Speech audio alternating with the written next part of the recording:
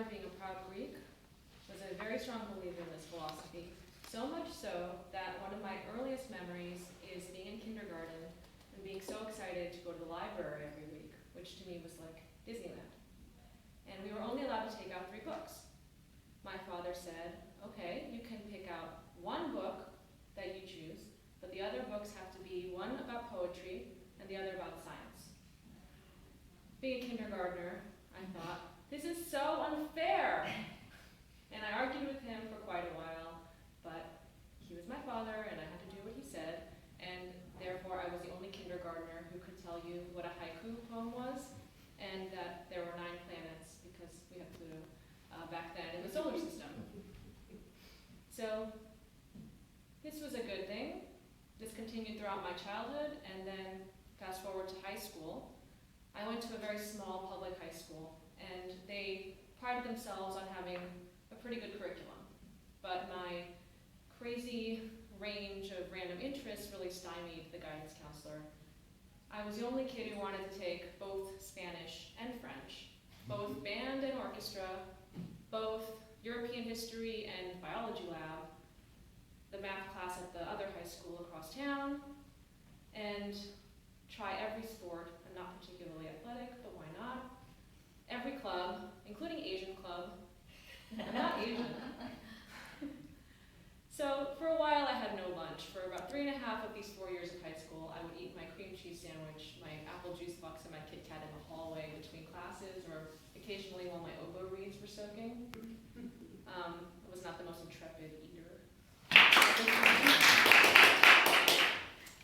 So after 4 years of this, I thought, let me go to a big university where I can take any class I want, and I'll have no scheduling issues.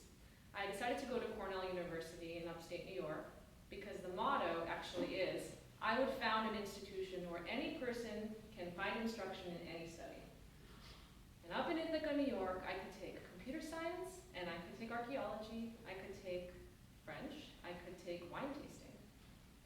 Some of those were related, actually, but it was great. I was still the only person in the marching band and the student newspaper. I was still the only person who wanted to go to the Buffy the Vampire Slayer viewing parties and the foreign films.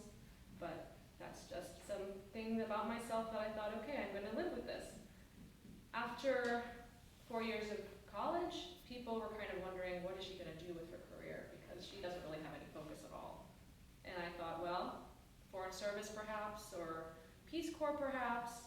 And ultimately, I went with journalism, where being a jack of no trade is a really great thing to be, because you can go from covering a car crash one day to covering an Easter egg hunt the other day and not feel a sense of whiplash at all. This is just how you roll.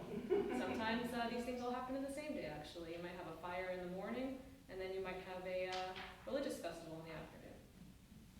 Even when I did specialize in religion reporting, speaking of religious festivals, I could cover everything from refugees to circumcisions.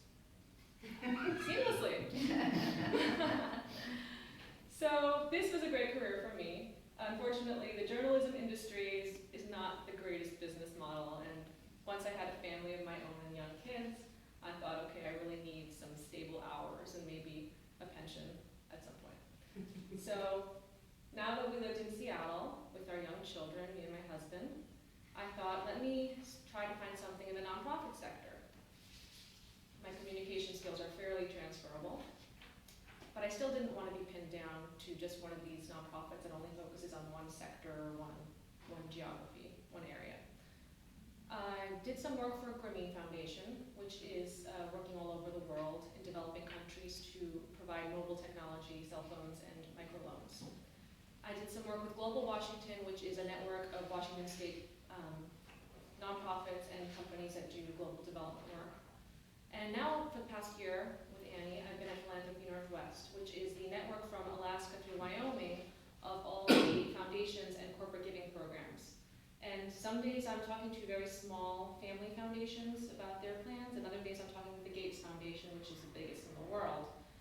Everything from supporting efforts to help the homeless in Seattle to give polio vaccines to a third world country. So I'm really enjoying my work. I still feel like I get to do a little bit of everything. And then I go home at the end of the day, and my kindergartner over dinner says to me, Why do I have to go to Mandarin class? Why do I have to take soccer? Why do I have to practice piano? And I say, because in our family, it's very important to know a little bit about everything. But when we go to the library this weekend, you can take out any book you want. And then he